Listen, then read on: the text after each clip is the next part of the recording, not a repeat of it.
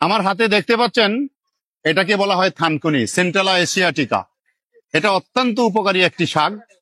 বিশেষ করে এই শাকের মধ্যে বেকোসাইড এ এবং বেকোসাইড বি থাকে, যা স্মৃতিশক্তি বৃদ্ধিতে এবং যেসব বাচ্চারা কথা বলতে সাধারণত একটু বেশি সময় নেয় এবং অনেক দেরি করে কথা বলে, সেই সব বাচ্চাদেরকে এই পাতার রস খাওয়ালে এবং এটা রান্না করে খাওয়ালে তার কথা বলাটা খুব দ্রুত হয়।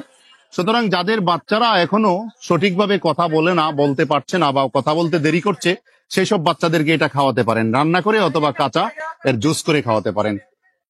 আচ্ছা, এই যে থানকুনি পাতাটা প্রতিদিন কেমন বিক্রি হয়? 10 টাকা করে, এক আটি 10 টাকা করে। এটা বাজার থেকে আমরা এখন কিনে খাই, কিন্তু এটা একসময় প্রাকৃতিক ভাবে জন্মিত। এখনো গ্রামে গঞ্জে গেলে এই থানকুনি শাকটা প্রাকৃতিক ভাবে জন্মিছে এমন দেখা যায়। তবে আপনারা যদি এই শাকটা পান, অবশ্যই এটা খেতে চেষ্টা করবেন।